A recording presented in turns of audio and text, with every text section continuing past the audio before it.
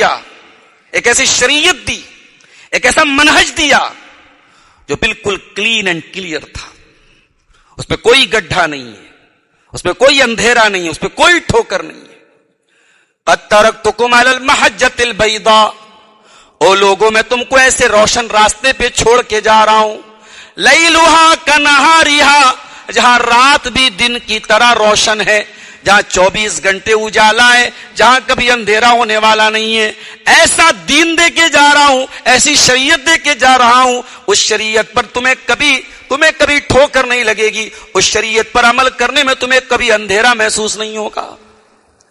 لا یزیغ عنہا بعدی الا ہالک, اور میرے منہج سے, میرے دیے ہوئے منہج سے, میری دی ہوئی شریعت سے جو ہٹے گا وہ ہلاک ہو جائے گا, وہ گمراہ ہو جائے گا.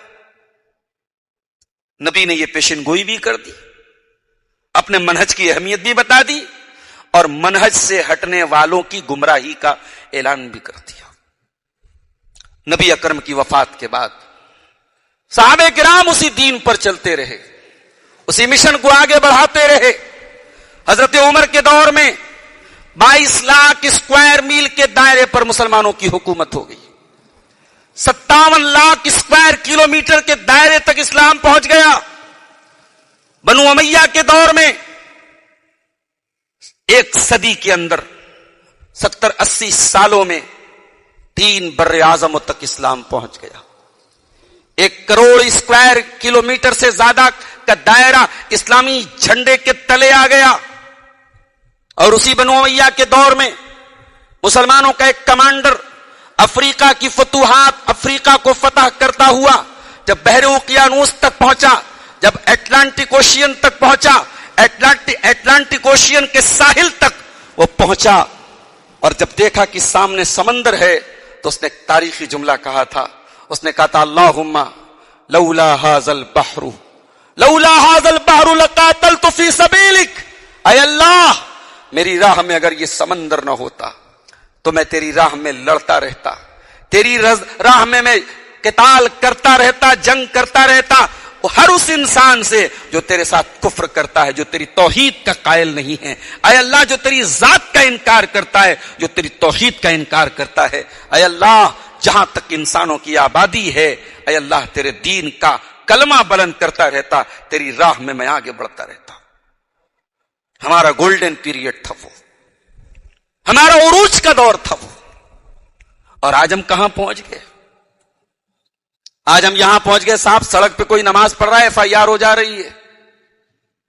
آج ہم یہاں پہنچ گئے کہ ہمارے جان, ہمارے مال, ہماری عزت و آبرو کا کوئی ٹھکانہ نہیں ہے. ذلت و خواری کی تمام ویرائٹیز اور تمام قسمیں اپنی آنکھوں سے ہم دیکھ رہے ہیں. بہت بڑا سوال ہے میرے پیارے ساتھیوں, وہ قوم جو ترقی کے اوج ثریا پر تھی, عروج کی بلندیوں پر تھی, وہ سرا کی پستیوں تک کیسے پہنچی؟ وہ قوم, وہ امت. کسی شاعر نے کہا تھا خار ہیں بدکار ہیں ڈوبے ہوئے ذلت میں ہے, خار ہیں بدکار ہیں ڈوبے ہوئے ذلت میں ہیں, کچھ بھی ہیں لیکن تیرے محبوب کی امت میں ہے. ہم تو اللہ کے رسول کی امتی ہیں, ہم تو خیر امت ہیں. وَسَمَّاكُمُ الْمُسْلِمِينَ, ہمارا نام اللہ نے مسلمان رکھا. اللہ نے ہمیں خیر امت بنایا, سب سے بہترین قوم اور سب سے بہترین کمیونٹی ہمیں بنایا. یہ ذلت ہم پر کیوں چھائی ہے میرے ساتھی؟ آئیے ذرا قرآن سے اس سوال کا جواب پوچھتے ہیں.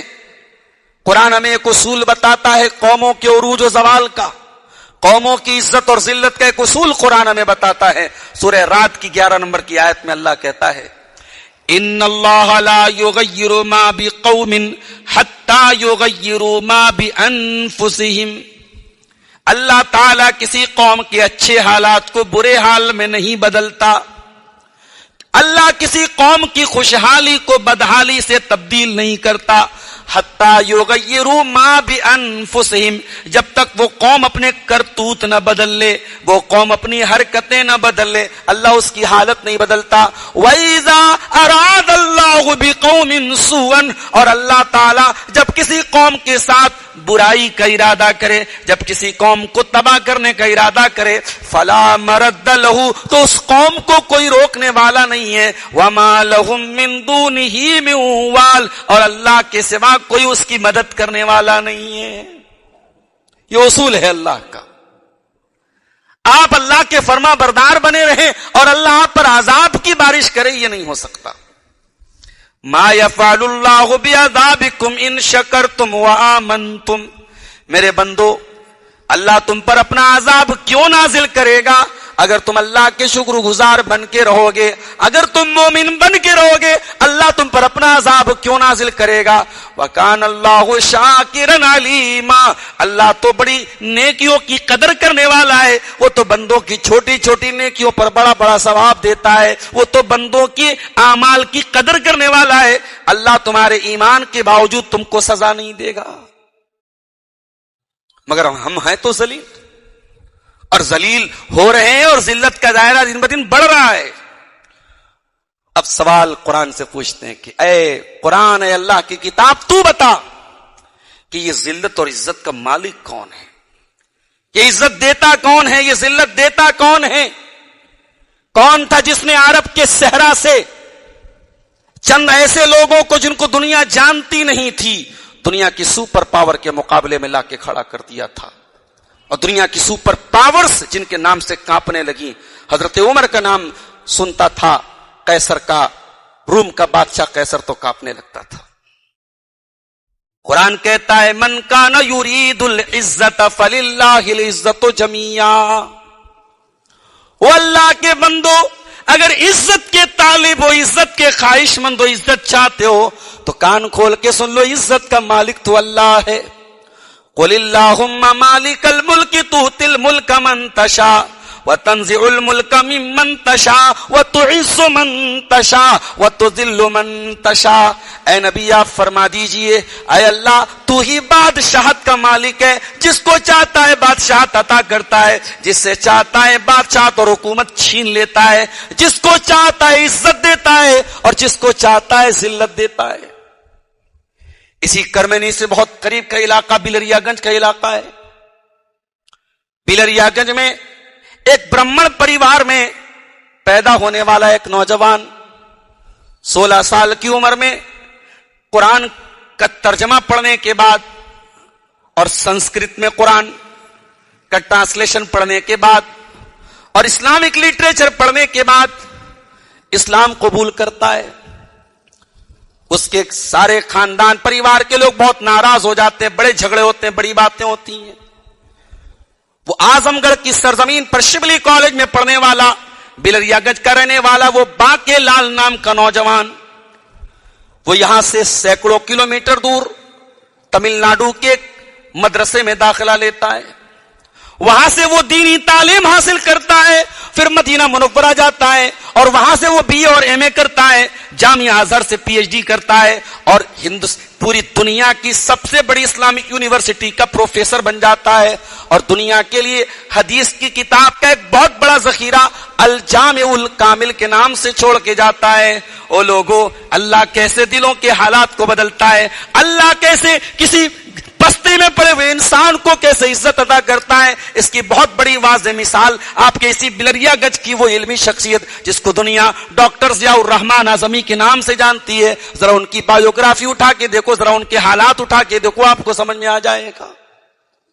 توفیق تو اللہ کے ہاتھ میں ہے میرے ساتھیو، ہدایت تو اللہ کے ہاتھ میں۔ نبی نے تو 2 لوگوں کے لیے دعا کی تھی، اللہم اعز الاسلام باحب الرجلین الیک، اے اللہ میں 2 لوگوں کا نام لے کے تجھ سے دعا کر رہا ہوں، اے اللہ 2 لوگوں میں جو تجھ کو زیادہ محبوب ہو تو اس کے ذریعے اسلام کو عزت اور طاقت دے دے، بے ابی جہل ابن ہشام او بے عمر ابن الخطاب، اے اللہ ابو جہل ابن ہشام کے ذریعے یا تو اس کے ذریعے اسلام کو عزت دے دے یا عمر ابن خطاب کے ذریعے اسلام کو عزت دے دے. یہ مقدر اللہ تعالیٰ نے عمر ابن خطاب کا لکھا تھا. ان کی قسمت میں اسلام کا وہ تارا بننا تھا اور ابو جہل کی قسمت میں اسلام کا دشمن بننا تھا. نبی کی دعا ضرور قبول ہوئی. حضرت عمر اسلام قبول کر کے اسلام کے ایک روشن ستارہ بن گئے اور ابو جہل مرتے دم تک اس کے قسمت میں ایمان نصیب نہ ہوا, اس کی توفیق میں ہدایت نہیں لکھی گئی. میرے ساتھیو,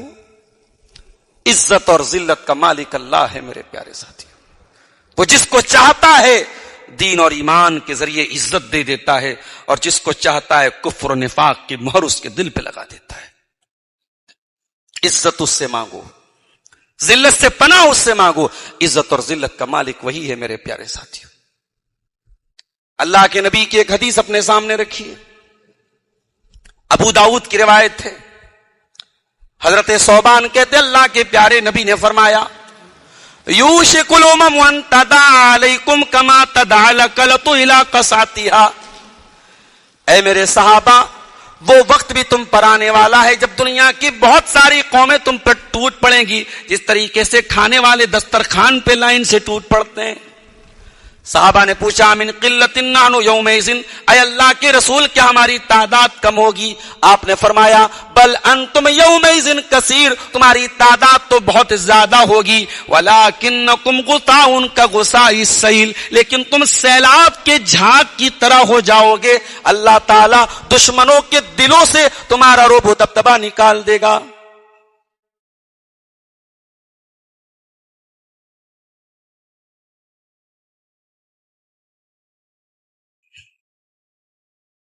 اللہ تعالیٰ دشمنوں کے دلوں سے تمہارا رعب و دبدبہ نکال دے گا اور تمہارے دلوں میں اللہ تعالیٰ وہن یعنی کمزوری ڈال دے گا. صحابہ نے پوچھا ومل وہن یا رسول اللہ, اے اللہ کے رسول یہ وہن کیا ہے, یہ کمزوری کیا ہے؟ آپ نے فرمایا حب الدنیا و کراہیت الموت, تم دنیا سے بہت زیادہ محبت کرنے لگو گے اور موت سے تم کو کراہیت اور نفرت ہو جائے گی. یہ دو چیزیں تمہارے اندر آ جائیں گی, تمہیں موت سے بڑی کراہیت ہو جائے گی, دنیا سے بڑا پیار ہو جائے گا. یہ نبی کی پیشن گوئی ہے. ہمارے نبی بتا کے گئے ہیں کہ یہ حالات ہم پر آئیں گے. ایک اور حدیث سنیے.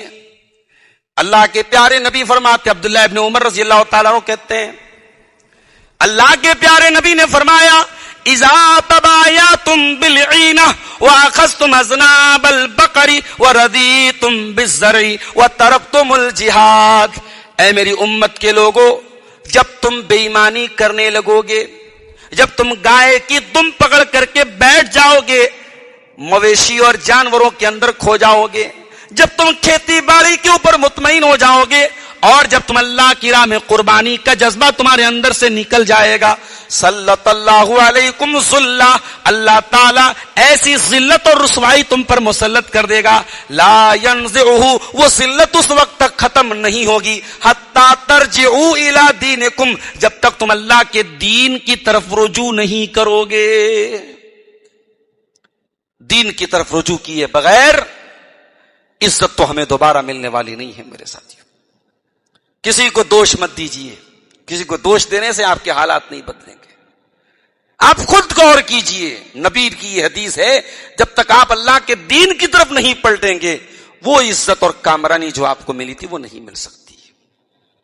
اب آئیے ذرا ہم قرآن و حدیث کی روشنی میں ذرا ہم ان اسباب پر غور کریں. ہماری ذلت کے اسباب کیا ہیں, ہم کیوں ذلیل ہیں, کیوں خوار ہیں, کیوں پریشان ہیں, کیا اسباب ہیں اس کے. قرآن کھولیے, قرآن کا 18واں پارہ سورہ نور کی آیت نمبر 55.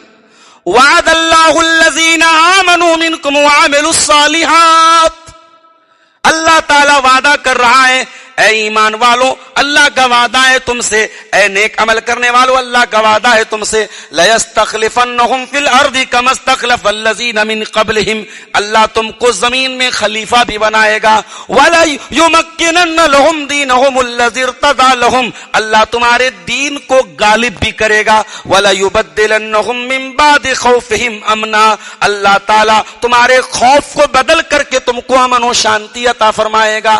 شرط کیا ہے؟ شرط یہ ہے یعبدوننی لا یشرکون بی شیئا، تم صرف اور صرف اللہ کی عبادت کرنا، تم توحید سے نہ ہٹنا، تمہاری توحید میں کوئی فرق نہ آنے پائے۔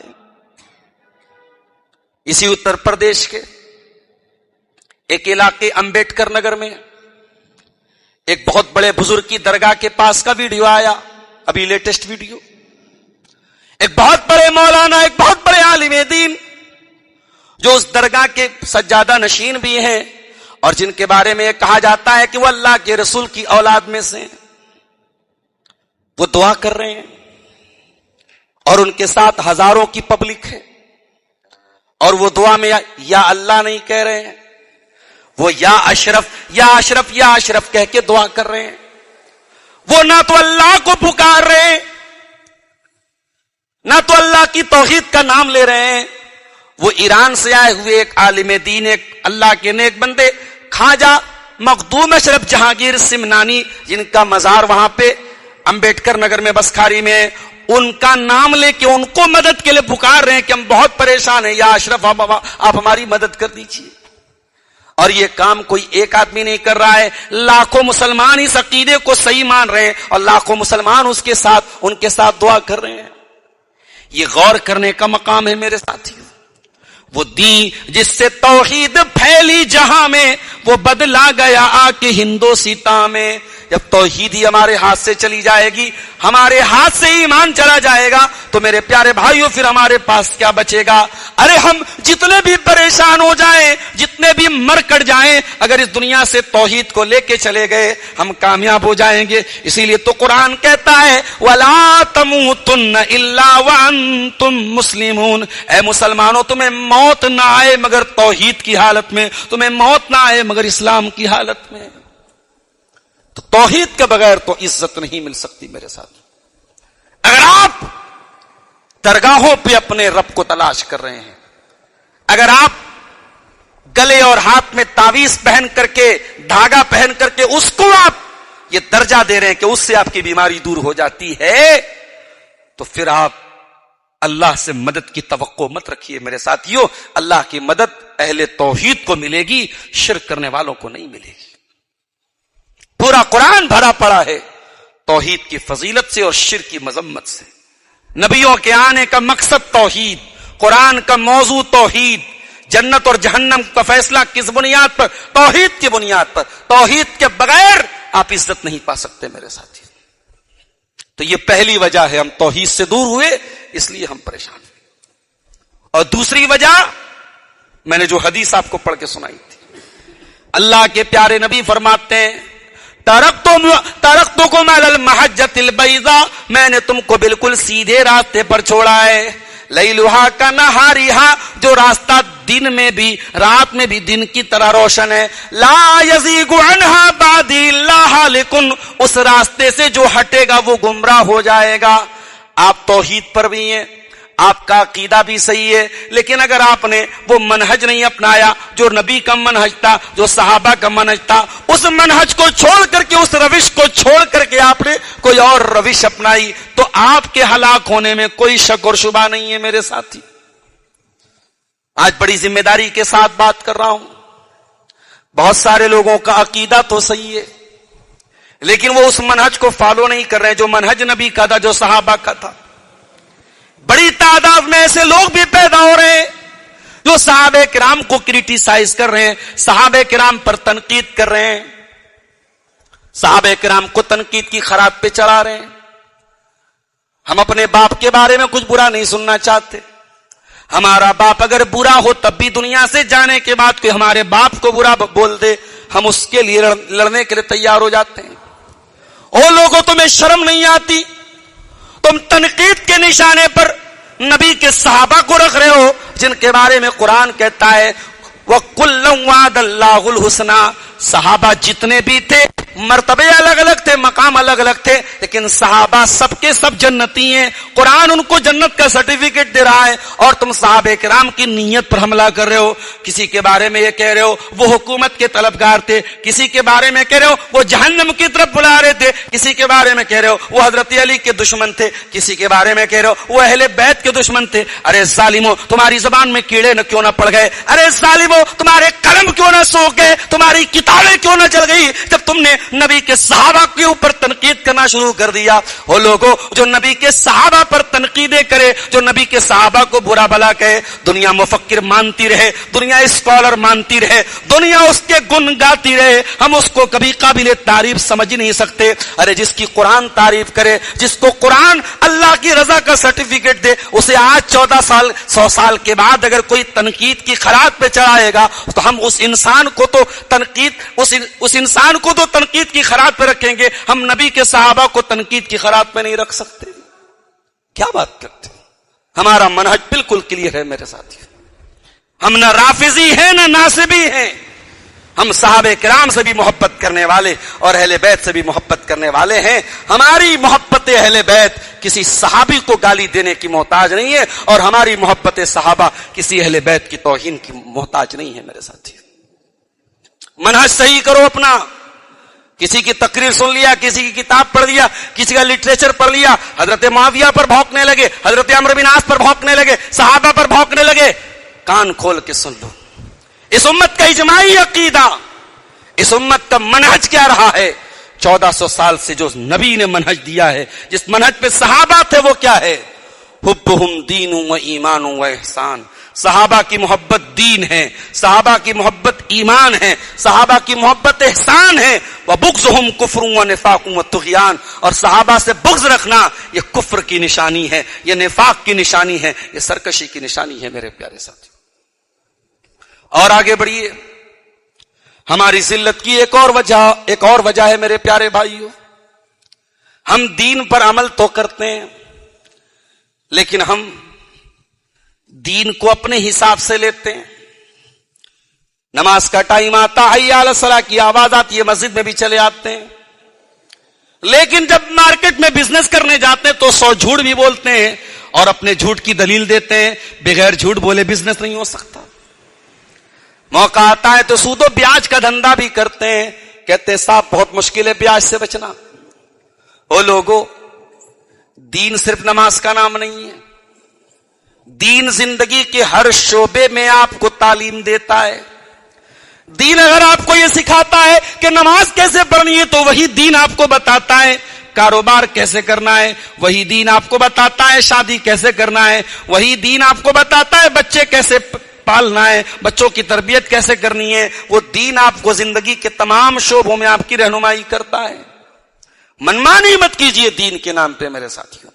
منمانی کرنا, دین کے نام پہ منمانی کرنا, یہ ان قوموں کا طریقہ رہا ہے جو دنیا میں ذلیل ہو گئی ہے. قرآن کا پہلا پارہ اٹھائیے. اللہ بنی اسرائیل سے کہتا ہے افتؤمنون ببعض الکتاب وتکفرون ببعض. اے یہودیو, اے بنی اسرائیل, یہ کیا طریقہ ہے؟ تم اللہ کی کتاب کے کچھ حصے پر ایمان رکھتے ہو اور کچھ کا انکار کرتے ہو. تمہیں جہاں تمہاری مرضی ہوتی ہے تم تورات کا نام لے کر کے تورات کو ماننے بھی لگتے ہو, اور جہاں تمہاری مرضی آتی ہے تم تورات کو چھوڑ بھی دیتے ہو. فما جزاء من يفعل ذلك منكم الا خزي في الحیات الدنیا. اے یہودیو, کان کھول کے سن لو, اگر ایسا کرو گے تو دنیا میں بھی تم کو ذلیل کر دیا جائے گا. وَيَوْمَ الْقِيَامَةِ يُرَدُّونَ إِلَىٰ أَشَدِّ الْعَذَابِ. اور قیامت کے دن تو بہت دردناک عذاب دیا جائے گا. تو دین میں چوزی مت بنیے کہ جہاں دین میں اپنے فائدے کی چیز نظر آئی وہاں لے لیا, جہاں نقصان نظر آیا. حالانکہ دین میں نقصان نہیں, ہمیں لگ سکتا ہے کہ ہمارا نقصان ہو رہا ہے, مگر دین پر عمل کرنے میں کبھی نقصان نہیں ہوتا. اسی لیے اللہ قرآن کے دوسرے پارے میں کہتا ہے یا ایھا الذین آمنوا ادخلوا فی السلم کافہ. اے ایمان والو, تم اسلام میں پورے کے پورے داخل ہو جاؤ. ولا تتبعوا خطوات الشیطان. اور شیطان کے نقش قدم پہ نہ چلو, شیطان کے راستے پہ نہ چلو. آج کل معلوم ہے مسلمان لڑکیاں جم جا رہی ہیں. سوشل میڈیا پر ایک فوٹو آیا, ایک لڑکی حجاب میں اسکارف پہنے ہوئے ہے, اسکارف پہن کر کے جم جا رہی ہے, اس کا مطلب دیندار گھر سے اس کا تعلق ہے. اسکارف پہن کر کے حجاب میں جم جا رہی ہے, اور جم میں جانے کے بعد ایک غیر محرم لڑکا اس کو پیچھے سے اس کا ہاتھ پکڑ کر کے اس کو ایکسرسائز کروا رہا ہے. میں نے کہیں سوشل میڈیا پر یہ فوٹو میری نظر سے گزرا تو کسی نے بڑا اچھا جملہ لکھا تھا, کہا کہ میں ایسی لڑکیوں کے باپ سے یہ پوچھنا چاہتا ہوں کہ آپ کی بیٹی ایسا کیوں کر رہی ہے, اور اگر آپ کو یہ لگتا ہے کہ صاحب ہماری بیٹی, ہم بہت سارے کام اس لیے اجازت دے دیتے کہ ہماری بیٹی کا دل نہ ٹوٹے, تو جہاں آپ کی بیٹی شریعت کی مخالفت کرے, قرآن کی مخالفت کرے, حدیث کی مخالفت کرے, وہاں ایک بار نہیں 1000 بار اپنی بیٹیوں کا دل توڑ دو میرے پیارے ساتھیوں. آپ کی بیٹی جہنم کی آگ میں جلے, اس سے بہتر ہے دنیا میں وہ 4 آنسو بہا لے, 4 بار اس کا دل ٹوٹ جائے, یہ زیادہ بہتر ہے میرے پیارے ساتھی.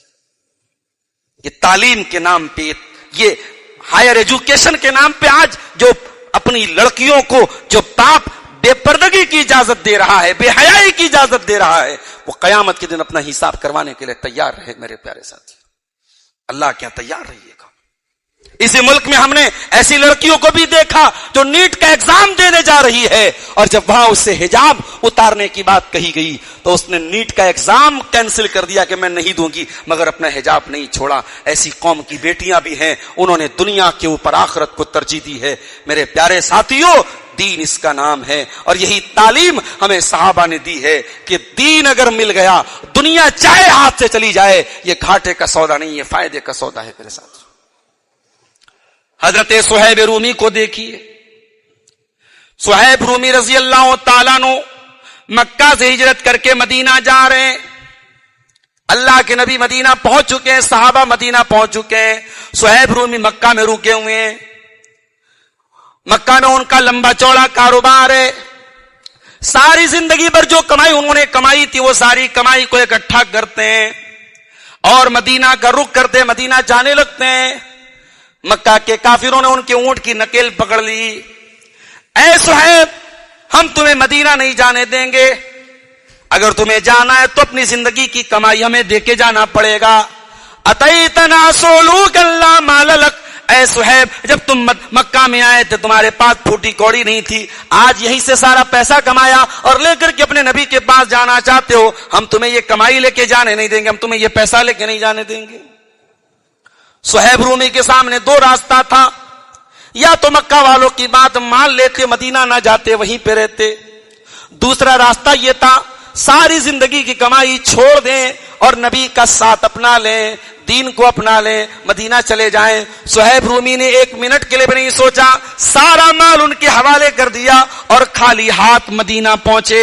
جب مدینہ پہنچے, اللہ کے نبی سے ملاقات ہوئی, نبی نے گلے لگا کر کے پہلا جملہ نبی کی زبان سے نکلا, آپ نے فرمایا یا صہیب ربحت البیع, اے صہیب تو نے بہت فائدے کا سودا کیا ہے, تو نے بہت منافع کا سودا کیا ہے. اے صہیب تو نے کوئی گھاٹا نہیں کمایا, تو نے منافع کمایا ہے. دین پر عمل کرنے والا کبھی گھاٹے میں نہیں رہ سکتا میرے ساتھی. اور یہ بھی یاد رکھو, آج ہماری ذلت کی ایک وجہ یہ بھی ہے, ہم دین پر جب عمل کرتے ہیں نا, ہم لوگوں کے تانوں سے ڈرتے ہیں, لوگ کیا کہیں گے. میں ایسے علاقوں میں بھی گیا جہاں نقاب کا بالکل رواج ہی نہیں ہے, وہاں لڑکیاں اس لیے نقاب نہیں پہنتی ہے کہ ہم نقاب پہن کے نکلیں گے تو لوگ کیا کہیں گے. ایسے علاقوں سے بھی میرا گزر ہوا جہاں 50-60 سال کے بوڑھوں کو میں نے دیکھا صفا چٹ کلین شیپ گھوم رہے ہیں, وہاں داڑھی رکھنے کا رواج ہی نہیں ہے, وہاں داڑھی رکھنے میں لوگوں کو شرم آ رہی ہے. جب آپ ایسا ماحول دیکھیں جہاں دین پر عمل کرنے میں لوگوں کو شرم آنے لگے اور دین پر عمل کرنے کی وجہ سے لوگ آپ کو ملامت کرنے لگے, تو کان کھول کے سن لو میرے پیارے ساتھیوں, آپ لوگوں کے تانے سن لینا, لوگوں کی گالیاں سن لینا, لوگوں کی ملامت سہ لینا, دین کو نہ چھوڑنا. اور اگر آپ کو یہ لگے کہ میرے لیے بہت مشکل ہے تو کبھی حضرت بلال کو یاد کر لینا. آپ حضرت بلال سے زیادہ قیمتی تو نہیں ہے, بلال تو وہ صحابی ہے. اللہ کے نبی جب معراج کے سفر پہ جاتے ہیں, آپ کہتے ہیں اے بلال میں نے جنت میں تمہارے جوتوں کی آہٹ کی آواز سنی ہے، میں نے تمہارے قدموں کی آہٹ کی آواز سنی ہے، اے بلال ایسا کون سا عمل تم کرتے ہو؟ بلال کہتے ہیں اے اللہ کے نبی میں دنیا میں جب بھی نماز جب بھی میرا وضو ٹوٹتا ہے، جب بھی مجھے قضاء حاجت پیش آتی ہے، میں فوراً پیشاب وغیرہ کرنے کے بعد میں وضو کرتا ہوں اور میں 2 رکعت نماز پڑھ لیتا ہوں۔ میں ہمیشہ جب تک جاگتا رہتا ہوں میں کوشش کرتا ہوں میں بحالت وضو رہوں، یہی میرا عمل ہے۔ آپ نے فرمایا کہ امید ہے کہ یہی عمل، اسی عمل کا تم کو یہ بدلہ ملا ہے۔ وہی بلال جو اتنے بڑے پائے کے صحابی ہیں، جو نبی کے اتنے محبوب صحابی ہیں، بلال کو ان کا مالک امیہ بن خلف تپتی ریت پہ لٹا دیتا ہے اور سینے پر گرم پتھر رکھ دیتا ہے، اور بلال کے سینے پر گرم پتھر رکھ کے بلال سے کہتا ہے اے بلال یا تو محمد کا دین چھوڑ دے یا ہم تجھے تکلیف دینا چھوڑ دیں گے۔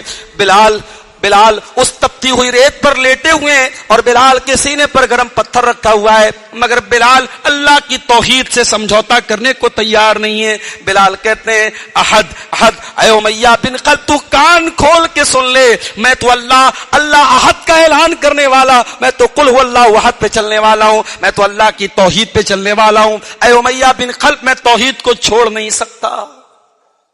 اگر آپ کو کبھی لگے کہ آپ بہت نازک ہیں، آپ صحابہ سے زیادہ نازک تو نہیں ہیں میرے ساتھیوں۔ میری ماں اور بہنوں، کبھی اس حجاب کے لیے آپ کو گالیاں سننی پڑے، آپ کے خلاف نعرے بازی ہو، آپ کے خلاف ہوٹنگ ہو، کالج کی لڑکیاں کہ یہ تو بڑی دقیانوس ہے، بڑی فنڈامنٹلسٹ ہے، بڑے پرانے زمانے کی ہے، تو سن لینا، اب سمیہ سے زیادہ پاکیزہ تو نہیں ہو میری ماں اور بہنوں، سمیہ سے زیادہ آپ نازک تو نہیں ہو۔ وہ سمیہ 50-60 سال کی بوڑھی عورت جس کے جوان بیٹے کے سامنے برہنہ کر کے شہید کر دیا گیا تھا، جس کے بدن سے کپڑے اتار کر کے شہید کر دیا گیا تھا، مگر سمیہ نے ایمان کو نہیں چھوڑا تھا۔ میرے پیارے ساتھیوں، جب آپ کے اوپر دین پر عمل کرنے کی وجہ سے ملامت کی جائے تو آپ ملامت گوارا کر لیجئے گا۔ قرآن کہتا ہے یا ایھا الذین آمنوا من یرتد منکم عن دینہ، اے ایمان والو اگر کوئی مرتد ہو جائے گا، اگر کوئی اللہ کے دین سے پھر جائے گا، فسوف یاتی اللہ بقوم، تو اللہ تعالیٰ ایسی قوم کو لائے گا، یحبہم ویحبونہ، اللہ ان سے محبت کرے گا، وہ اللہ سے محبت کریں گے۔ اذلۃ علی المؤمنین اعزۃ علی الکافرین، جو مومنوں کے لیے بڑے نرم ہوں گے اور اللہ کے دشمنوں کے لیے بڑے سخت ہوں گے۔ یجاہدون فی سبیل اللہ ولا یخافون لومۃ لائم، وہ اللہ کی راہ میں جہاد بھی کریں گے اور وہ کسی ملامت کرنے والے کی ملامت سے نہیں ڈریں گے، کسی برا بھلا کہنے والے کے طعنوں سے نہیں ڈریں گے، وہ کسی کی ملامت اور کسی کی لعنت اور کسی کی گالیوں سے نہیں ڈریں گے۔ یہ ایمان کی نشانی ہے میرے ساتھی، اور قیامت کے پہلے وہ دور آپ بار بار دیکھیں گے جب دین پر عمل کرنا ٹف ہو جائے گا، مشکل ہو جائے گا۔ اللہ کے پیارے نبی فرماتے ہیں بدا الاسلام غریبا وسیعود کما بدا، او لوگو اسلام جب شروع ہوا تھا تو دنیا کی نظر میں اجنبی تھا، اور آگے چل کر کے اسلام پھر سے اجنبی ہو جائے گا، اور جب ایسا دور تم دیکھ لینا فطوبى للغرباء، تو او لوگو تم غربا بن جانا، تم اجنبی بن جانا، تم دنیا کی نظر میں برے بن جانا لیکن اللہ کی نظر میں اچھے بن جانا، دنیا تم کو برا مانتی ہے مان جانا لیکن اللہ کی نظر میں اچھے بن جانا۔ فطوبى للغرباء، جب دین پر عمل کرنے والے اجنبی بن جائیں تو اللہ کے پیارے نبی صلی اللہ علیہ وسلم فرماتے ہیں ایسے اجنبیوں کے لیے خوشخبری ہے، ایسے اجنبیوں کے لیے جنت کی بشارت ہے۔ تو دین پر عمل کرنے میں کسی کی ملامت سے نہیں ڈرنا ہے میرے ساتھیوں۔ آج ہماری ذلت کی ایک وجہ یہ بھی ہم لوگوں کی پرواہ کر رہے ہیں۔ لوگوں کی پرواہ نہ کیجیے میرے ساتھیوں، اللہ کی پرواہ کیجیے، اور جن کی پرواہ آپ کرتے ہیں وہ زندگی بھر آپ سے کبھی خوش نہیں ہو سکتے۔ لوگوں کو اپنا کلیجہ نکال کے دے دیجئے، لوگ آپ کی برائی ہی کریں گے۔ اگر آپ لوگوں کے منہ سے اپنی تعریف سننا چاہتے ہیں تو ایک ہی کام آپ کو کرنا پڑے گا، آپ کو مرنا پڑے گا۔ جب آپ مریں گے لوگ آپ کی قبر پہ مٹی دینے آئیں گے، 3 بار مٹی دے کے ہاتھ جھاڑیں گے، تب کہیں گے ہاں میں آدمیاں تو ٹھیک ہے رہا۔ یہ سننے کے لیے آپ کو مرنا پڑے گا تعریف سننے کے لیے آپ کو مرنا پڑے گا. اس لیے لوگوں کی تعریف اور تنقید کی فکر نہ کیجئے. جو صحیح ہے، جو اللہ کو راضی کرنے والا کام ہے، وہ کام میرے پیارے بھائیو آپ کیجئے. لوگوں کی ملامت کرنے کی وجہ سے بھی، لوگوں کی ملامت کی پرواہ کرنے کی وجہ سے بھی آج ہم ذلیل و خوار ہو رہے ہیں. ہماری ذلت اور رسوائی کی ایک وجہ یہ بھی ہے میرے ساتھیو، ہمیں اللہ نے دنیا میں رہنے کا بھی حکم دیا تھا، ہمیں اللہ نے دنیا کمانے کا بھی حکم دیا تھا، ہمیں اللہ نے دنیا کی بھلائی کی دعا کرنے کا بھی حکم دیا تھا. ہمیں قرآن میں دعا سکھائی گئی، اور ربنا آتنا فی الدنیا حسنہ وفی الآخرۃ حسنہ وقنا عذاب النار.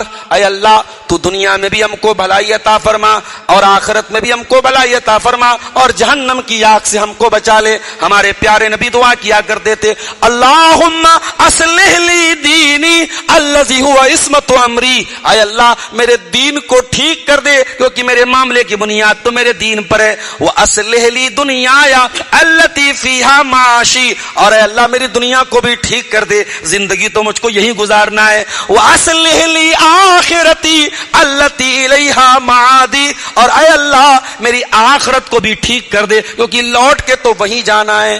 ہمیں تو حکم دیا گیا تھا دنیا کو بہتر بنانے کا، دنیا کو اچھا کرنے کا، دنیا میں صحیح طریقے سے زندگی گزارنے کا، مگر ہم نے کیا کیا؟ ہمارے لیے آخرت سیکنڈری ہو گئی. ہم نے آخرت کو سائڈ کر دیا. آخرت کی کوئی فکر نہیں، آخرت کی کوئی چنتا نہیں، اور آخرت کی نعمتوں کی کوئی چاہت نہیں، اور آخرت کے عذاب کا کوئی ڈر نہیں. ہم تو دنیا ہی کو جنت بنانے میں لگ گئے. میرے پیارے ساتھیو، یہی ڈر تھا جو نبی کو اپنی امت کے بارے میں تھا. آپ نے اپنے صحابہ سے ایک مرتبہ فرمایا تھا، مل فقر اخشى علیکم، اے میرے صحابہ مجھے اپنی امت کے بارے میں اس بات کا ڈر نہیں ہے کہ میری امت بہت غریب ہو جائے گی، ولیکن اخشى علیکم ان تبسط علیکم الدنیا، مجھے اس بات کا ڈر ہے کہیں دنیا تم پر کشادہ نہ کر دی جائے، کہیں دنیا تم پر پھیلا نہ دی جائے. فتنافسوها کما تنافسوها، اور اپنے سے پہلے کی قوموں کی طرح تم بھی دنیا کو حاصل کرنے کے لیے لڑنے مارنے پر آمادہ ہو جاؤ، ایک دوسرے سے لڑنے لگو. یہاں تو ماشاءاللہ میں ایسے ایسے گاؤں میں گیا ہوں، سب اہل توحید ہیں، سب قرآن و سنت پر چلنے والے، سب صحیح عقیدے کے لوگ ہیں، اور گاؤں کی پردھانی کے نام پہ وہاں گروپ بنا ہوا ہے. چچا الگ ہے، بھتیجا الگ ہے، دادا الگ ہے، پوتا الگ ہے. دنیا کا اقتدار، دنیا کی کرسی، دنیا کی دولت، دنیا کی زمین، دنیا کی جائیداد، یہ آج ہمیں بانٹ رہی ہے. میرے پیارے ساتھیو، یہ نبی کی حدیث ہے. آپ نے فرمایا مجھے ڈر ہے اس بات کا کہ دنیا کے لیے تم آپس میں لڑنے لگو گے اور دنیا تم کو ہلاک کر دے گی جیسے تم سے پہلے کے لوگوں کو دنیا نے ہلاک کر دی تھی. اسی لیے شاعر کہتا ہے، جگہ جی لگانے کی دنیا نہیں ہے، یہ عبرت کی جا ہے تماشا نہیں ہے. دنیا سے دل نہ لگاؤ میرے ساتھی، دنیا دل لگانے کی جگہ نہیں ہے. بڑی بے وفا ہے دنیا، بڑی غدار ہے دنیا. بڑے پیسے والے آئے، سمجھے، انہوں نے سمجھا ہماری دولت ہمیں امر کر دے گی، آج منو مٹی کے نیچے دفن ہے. بڑی طاقت والے آئے، انہیں لگا میرے بازوؤں کی طاقت سے سب ڈر جائیں گے، اور ایک وقت آیا لاٹھی اور ڈنڈا لے کے سہارا، ڈنڈے کا سہارا لے کے وہ گلیوں میں چلنے پر مجبور ہو گئے. ایسا بھی دور آیا حکومت پر ناز کرنے والے فرعون بن گئے، لیکن وہ وقت بھی آیا انہیں سمندر میں ڈوب کر کے مرنا پڑا. وما الحیات الدنیا الا متاع الغرور، دنیا ہے تو دھوکے کا سامان، دنیا ہے تو دھوکے باز، دنیا تو ایک دن دھوکہ دے دے گی میرے پیارے ساتھی. اس لیے دل لگانا ہے تو آخرت کی طرف لگاؤ. آج جمعہ کا دن ہے، جمعہ کی نماز میں اگر آپ نے جمعہ کی نماز پڑھی ہوگی تو اس میں سورہ اعلیٰ کی یہ آیت شاید آپ نے سنی ہوگی، بل تؤثرون الحیات الدنیا. اللہ اپنے بندوں سے کہہ رہا ہے، اے میرے بندو کتنی عجیب بات ہے، بل تؤثرون الحیات الدنیا، اے میرے بندو تم دنیا کی زندگی کو ترجیح دیتے ہو، دنیا کی زندگی کو اوپر رکھتے ہو. والآخرۃ خیر وابقی، جبکہ آخرت کی زندگی زیادہ بہتر اور زیادہ باقی رہنے والی ہے. 50 سال کی، 60 سال کی، 70 سال کی زندگی کے لیے اتنی محنت کرتے ہو اور ہمیشہ ہمیش کی زندگی کے لیے کوئی محنت نہیں کرتے. اے میرے بندو تم کتنے نادان ہو. بل تؤثرون الحیات الدنیا والآخرۃ خیر وابقی. کبھی موقع ملے اپنے نبی کی سیرت کو اٹھا لو. میری ماں اور بہنوں, کبھی موقع ملے رسول کی بیویوں کی زندگی کے بارے میں مطالعہ کر لو, کیسی زندگی انہوں نے گزاری.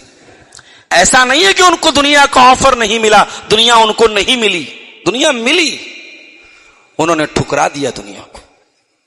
میرے نبی دنیا سے گئے, اس حال میں گئے, کوئی پراپرٹی بنا کے نہیں گئے, اس حال میں گئے کہ انتقال سوموار کے دن ہوا اور اتوار کے دن رات میں جو چراغ جلا ہے اس چراغ کا تیل بھی ادھار کا ہے. اور میرے نبی اس حال میں دنیا سے گئے کہ آپ کی جو زرہ ہوتی ہے, جو فوجی کا ایک لوہے کا کی ڈریس ہوتی تھی, وہ زرہ ایک یہودی کے یہاں گروی رکھی گئی تھی اور اس کے بدلے تھوڑا سا جو اللہ کے نبی کے گھر میں آیا تھا. نبی پوری زندگی مٹی کے کچے مکان میں رہے. اس مکان کی ہائٹ اتنی کم تھی کہ صحابہ کہتے ہم ہاتھ بڑھاتے تھے تو چھت کو چھو لیتے تھے. ایک مرتبہ حضرت عمر آئے تھے, اللہ کے رسول کے کمرے میں, حجرے میں آئے, چاروں طرف نظر دوڑائی, ایک چٹائی بچھی ہوئی تھی, کنارے تھوڑی سی جو رکھی تھی, ایک لکڑی کا پیالہ تھا, ایک چمڑے کا مشکیزہ تھا, کوئی فرنیچر نہیں, کوئی الماری نہیں, کوئی تجوری نہیں, کوئی سونے چاندی کے ڈھیر نہیں. حضرت عمر اپنے نبی کا کمرہ دیکھ کے رونے لگے, بخاری کی روایت ہے, رونے لگے, اشک بار ہو گئے اور روتے ہوئے کہا اللہ, دنیا کے قیصر و کسریٰ آرام سے رہیں, گدوں پہ سوئیں, مسیریوں پہ سوئیں, اور اللہ کا محبوب نبی, ہمارا نبی, ہمارا آخری نبی, ہمارا سردار, وہ اس حال میں لیٹا, اس حال میں سوئے. حضرت عمر رونے لگے تو نبی اکرم نے اس موقع پر کہا تھا, یا ابن الخطاب, اے خطاب کے بیٹے, اما ترضى ان تکون لهم الدنیا, کیا تم اس بات پر راضی نہیں ہو کہ قیصر و کسریٰ کو تو صرف دنیا ملے گی اور تمہارے نبی کو اللہ تعالیٰ آخرت کی نعمتیں عطا فرمائے گا, کیا تم اس پر خوش نہیں ہو, کیا تم اس پر مطمئن نہیں ہو؟ یہ میسج تھا ہمارے نبی کی زندگی کا. ہم تو دنیا پرست ہو گئے, صبح سو کے اٹھتے ہیں دنیا کے لیے کی پلاننگ لے کر کے اٹھتے ہیں, رات میں سوتے ہیں تو دنیا کی ٹینشن لے کے سوتے ہیں.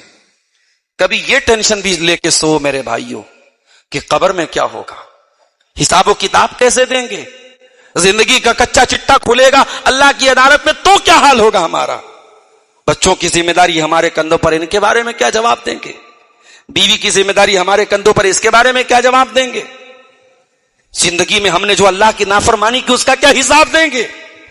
کبھی یہ ٹینشن بھی اپنے دل میں پیدا کرو میرے ساتھی, اور جب یہ ٹینشن پیدا ہو جائے گی تو قرآن کہتا ہے کانوا قلیلا من اللیل ما یہجعون, میرے نیک بندوں کو رات میں نیند بہت کم آتی ہے.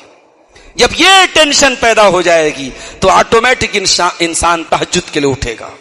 علامہ اقبال کہتے ہیں کچھ ہاتھ نہیں آتا بے آہ سحر گاہی, وہ راتوں میں جگے بغیر, وہ راتوں میں تہجد پڑے بغیر انسان کو کامیابیاں نہیں ملتی.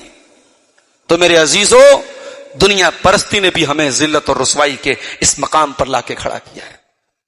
اب تو چار باتیں اور بیان کر کے ہم بات اپنی ختم کریں گے. ہماری ذلت اور رسوائی کی ایک وجہ یہ بھی ہے میرے ساتھی, ہمیں اللہ کی ذات پہ وہ توکل نہیں ہے جو ہونا چاہیے, جو نبی کو تھا, جو صحابہ کو تھا. مرتے دم تک ہمیں اس بات کا یقین ہونا چاہیے کہ اگر ہم مسلمان ہیں تو عزت انشاءاللہ ہمارے مقدر میں رہے گی, اللہ ہمیں ذلیل نہیں کرے گا, اللہ ہمیں ضائع نہیں کرے گا. یہ بھروسہ رکھیے, یہ یقین رکھیے. موسیٰ علیہ السلام جا رہے ہیں, پیچھے فرعون ہے, سامنے سمندر آ جاتا ہے. قرآن کہتا ہے فلما تراءت الجمعان, جب فرعون نے حضرت موسیٰ کو دیکھا, موسیٰ علیہ السلام نے فرعون کو دیکھا, دونوں جماعتوں نے ایک دوسرے کو دیکھا. فلما تراءت الجمعان قال اصحاب موسیٰ انا لمدرکون, موسیٰ علیہ السلام کے ساتھیوں نے کہا اے موسیٰ تمہارے پاس تو کوئی تیسرا وکلپ نہیں ہے, سامنے پانی ہے, پیچھے فرعون ہے. اے موسیٰ آپ نے تو بہت غلط ڈیسیژن لے لیا, آپ نے تو بہت برا لا کے پھنسا دیا. اے موسیٰ اب تو پکڑ لیے جائیں گے, تمہارا انجام بہت برا ہونے والا ہے. قال کلا ان معی ربی سیہدین. موسیٰ علیہ السلام نے پورے اطمینان اور یقین کے ساتھ کہا اے میری قوم کے لوگوں، میں اپنے رب کے حکم پر یہاں تک آیا ہوں اور مجھے یقین ہے میرا اللہ ضرور کوئی نہ کوئی راستہ نکالے گا. یہ بھروسہ، یہ اللہ کی ذات پہ توکل تھا، یہ یقین تھا موسیٰ علیہ السلام کے دل کے اندر. اور جب یہ توکل تھا، اللہ نے موسیٰ سے کہا وَأَوْحَيْنَا إِلَى مُوسَىٰ أَنِ اضْرِب بِعَصَاكَ الْبَحْرَ، ہم نے کہا اے موسیٰ اپنی لاٹھی کو تم سمندر کے پانی پر مار دو. موسیٰ علیہ السلام نے لاٹھی کو سمندر کے پانی پر مارا. جب انہوں نے لاٹھی کو جب سمندر کے اوپر مارا فَكَانَ كُلُّ فِرْقٍ كَالطَّوْدِ الْعَظِيمِ، سمندر کے اوپر ایک راستہ بن گیا. آج کے دور میں سمندر کے اوپر راستہ بنانے میں کئی سال لگ جاتے ہیں اور کروڑوں اربوں کا سرمایہ لگ جاتا ہے، لیکن اللہ تعالیٰ نے موسیٰ کی ایک لاٹھی کے ذریعے اللہ نے سمندر میں برج بنا دیا، راستہ بنا دیا، اور اسی راستے کو پار کر کے موسیٰ علیہ السلام سمندر کو پار کر گئے اور اسی راستے میں آ کر کے فرعون ڈوب گیا. میرے پیارے بھائیوں، توکل اس کو کہتے ہیں، یقین اس کو کہتے ہیں. یہ توکل ہمارے اندر ہونا چاہیے کہ اللہ ہمارے ساتھ ہے. ہمارے نبی ہجرت کے سفر میں جب تھے اور غار ثور میں ایک وہ وقت آیا جب دشمن تلاش کرتے کرتے بالکل قریب آ گیا اور حضرت ابو بکر نے گھبرا کے کہا تھا کہ اے اللہ کے نبی، دشمن تو بالکل قریب آ گیا ہے، ذرا سا اگر ان کی نظر پڑی تو ہمیں تو دشمن پکڑ لے گا. اللہ کے نبی نے بڑے اطمینان سے جواب دیا اللہ تحزن ان اللہ معنا، اے ابو بکر گھبراؤ نہیں، اللہ ہمارے ساتھ. یہ توکل اپنے اندر، توکل کی کمی بھی ہمیں ذلت اور رسوائی تک لے جاتی ہے. ہمارا توکل جتنا یقین، توکل ہمارا جتنا مضبوط ہوگا، یقین جتنا مضبوط ہوگا، اللہ کی مدد اتنی تیزی سے آئے. مگر ہاں، توکل کا مطلب یہ نہیں ہے کہ ہم اسباب اختیار. یہی محرم کا مہینہ، پچھلا مہینہ گزرا، محرم کے مہینے سے ہمارا ہجری کیلنڈر شروع ہوتا ہے. 1447 ہجری کا کیلنڈر شروع ہو گیا. یہ ہجرت کا جو ہجری کیلنڈر ہجرت سے شروع ہوتا ہے. کبھی موقع ملے آپ اللہ کے رسول کی ہجرت کی داستان پڑھیے، آپ کو بڑے سبق ملیں گے، بڑی نصیحتیں ملیں گی. ہجرت کے سفر میں اللہ کے نبی نے بڑی مشقت جھیلی، 3 دن تک غار ثور میں رہے. ابو بکر صدیق کی بڑی بیٹی کھانا پہنچاتی تھی، غلام بکری لے کے آتا تھا، دودھ پلاتا تھا. حضرت ابو بکر کا بیٹا آ کے مکہ والوں کی رپورٹ دیتا تھا. سفر کے لیے اللہ کے نبی نے گائیڈ لیا، وہ بھی غیر مسلم گائیڈ، اور سمندر کا راستہ، بالکل یونیک راستہ، الگ راستہ چن کر کے آپ مکہ سے مدینہ گئے. یہ کیوں کیا اللہ کے نبی نے؟ دعا کر لیتے اے اللہ مجھے مکہ سے مدینہ پہنچا دے. اور اللہ کے لیے کون سا مشکل تھا؟ اللہ اگر معراج کی رات میں، ایک ہی رات میں اپنے نبی کو بیت المقدس کی سیر کرا سکتا ہے، جنت اور جہنم کی سیر کرا سکتا ہے، تو 480 کلومیٹر کا سفر کرانا اللہ کے لیے کون سی مشکل بات ہے؟ مگر یہ دنیا دار الاسباب ہے میرے ساتھی. یا کامیابی صرف دعاؤں سے نہیں ملے گی، آپ کو دعا کے ساتھ اسباب بھی اختیار کرنے پڑیں گے. آپ بیمار ہوتے ہیں، صرف دعا کریں یا اللہ شفا دے دے، شفا یقیناً اللہ دے گا، مگر اللہ نے دوا اور علاج کا بھی حکم آپ کو دیا ہے. آپ ڈاکٹر کے پاس جائیں گے، علاج کرائیں گے، تب آپ کو شفا ملے گی. اللہ بہت رزق دینے والا رزاق ہے، رازق ہے، مگر دکان کا شٹر بند کر کے اندر آپ وظیفہ پڑھتے رہے یا رزاق یا رزاق یا رزاق، تو آسمان سے من و سلوا تو نہیں اترے گا. شٹر کھولنا پڑے گا، دکان کھولنی پڑے گی، بزنس کرنا پڑے گا. تو ہماری ذلت کی ایک وجہ یہ بھی ہے کہ ہم نے اسباب اختیار کرنا بند کر دیا، اپنے نبی کی زندگی سے سبق لینا ہم نے بند کر دیا. ہم نے یا تو ہم دعا کرتے نہیں یا دعا کرتے ہیں تو ہم نے دعا پر تکیہ کر کے ہم بیٹھ گئے، ہم نے اسباب کو اختیار کرنا چھوڑ دیا. یاد رکھیے میرے ساتھیوں، دعا کی اہمیت کو کم سمجھنا بھی غلط ہے. کچھ لوگ دعا کا بھی مذاق اڑاتے ہیں کہ صاحب یہ دعا کرنے سے کیا ہو جائے گا، وہ امام حرم دعا کر رہے ہیں، بیت المقدس کے لیے دعا کرنے سے تھوڑی بیت المقدس مل جائے گا. دعا کو انڈر اسٹیمیٹ کرنا، دعا کی توہین کرنا، دعا کو ہلکے میں لینا، یہ بھی غلط ہے. دعا کی بڑی اہمیت ہے. نبی نے بدر کے میدان میں 313 صحابہ کو لا کے کھڑا کیا تھا، تو اس کے پہلے دعا بھی کی تھی آپ نے، اے اللہ اگر یہ مٹھی پر جماعت ہلاک ہوگی تو پھر روئے زمین پر تیرا نام لینے والا کوئی نہیں ہوگا. تو دعا تو ہمیں کرنا ہے میرے ساتھی، لیکن دعا کے ساتھ ساتھ ہمیں اسباب بھی اختیار کرنا ہے. اور ہماری ذلت کی ایک وجہ یہ بھی ہے کہ ہم مایوس ہو گئے. ہمیں لگتا ہے کہ یار اتنا برا دور آ گیا، مسجدیں محفوظ نہیں ہیں، مدرسے محفوظ نہیں ہیں، جان اور مال محفوظ نہیں ہے، قرآن پر اعتراض ہو رہا ہے، نبی کو گالیاں دی جا رہی ہیں، اسلام تو اب مٹ جائے گا. کبھی کبھی دل میں یہ خیال پیدا ہوتا ہے اسلام نہیں مٹ سکتا میرے ساتھی. یریدون لیطفئوا نور اللہ بافواہہم.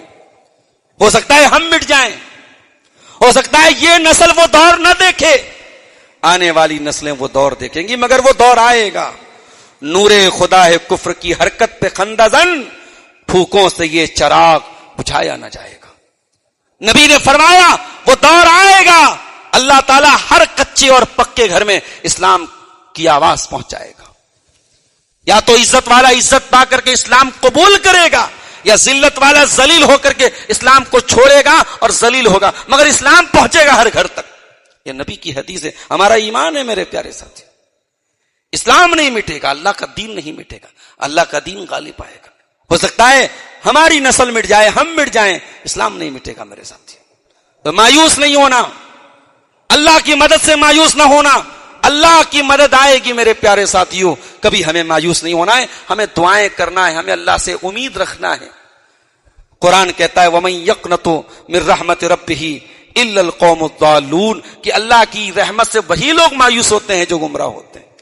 إِنَّهُ لَا يَيْأَسُ مِن رَّوْحِ اللَّهِ إِلَّا الْقَوْمُ الْكَافِرُونَ.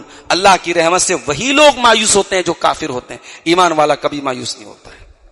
اور آخری چیز میرے پیارے ساتھی، ہماری ذلت کی ایک وجہ یہ بھی ہے کہ صاحب ہم ایک دوسرے سے مسلک کے نام پہ اتنی نفرت کرنے لگے کہ ہمارے نکاح ٹوٹنے لگے.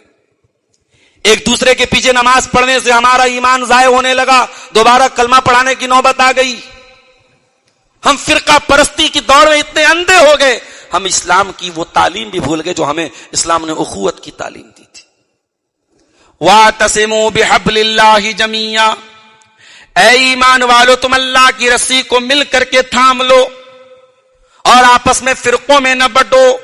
اور یہاں یہ بھی نوٹ کر لیجئے کہ اگر کوئی قرآن و حدیث پر چلتا ہے، چاہے وہ اپنا نام کچھ بھی رکھے، ٹائٹل کچھ بھی رکھے، اس کے ٹائٹل کی بنیاد پر یہ نہیں کہا جائے گا یہ فرقہ پرستی کر رہا ہے.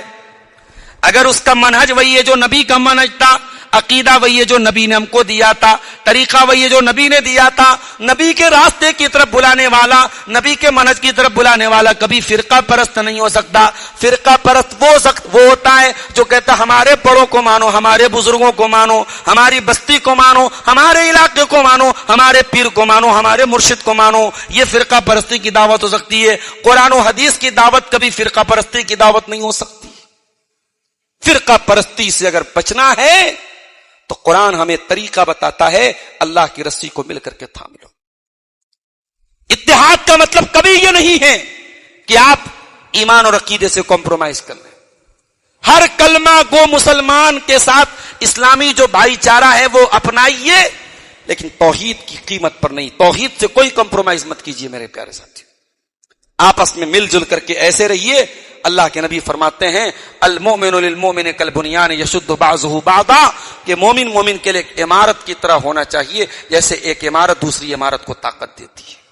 مسلمان کے لیے آپس میں ایک انسانی شریر اور جسم کی طرح ہونے چاہیے، ایک دوسرے کو طاقت دینے والے ہونے چاہیے. تو یہ میرے پیارے ساتھیو ہماری ذلت کے چند اسباب ہیں، اور انہی اسباب کے اندر ہماری ذلت کا علاج بھی موجود ہے. ہم اگر ان اسباب سے اپنے آپ کو بچا لیں اور اس کا جو اپوزٹ ہے اس کو ہم اختیار کر لیں. شرک کا اپوزٹ توحید ہے، ہم توحید کو اپنا لیں. بدعت کا اپوزٹ سنت ہے، ہم سنت کو اپنا لیں. اختلاف کا اپوزٹ اتحاد ہے، اتحاد کو اپنا لیں. دنیا پرستی کا اپوزٹ فکر آخرت ہے، فکر آخرت کو پیدا کر لیں. انشاءاللہ ہمارے حالات بھی بدلیں گے، اللہ کی مدد بھی آئے گی، ذلت کے بادل بھی چھٹیں گے، اور دوبارہ وہی عزت و شوکت حاصل ہوگی جو اللہ تعالیٰ نے اپنے نبی کے صحابہ کو عطا فرمائی تھی. ہم اللہ سے دعا کرتے ہیں رب العالمین ہمیں کہنے سننے سے زیادہ عمل کی توفیق عطا فرما. رب العالمین ہمیں دنیا میں بھی عزت عطا فرما اور آخرت میں بھی ہمیں نجات عطا فرما.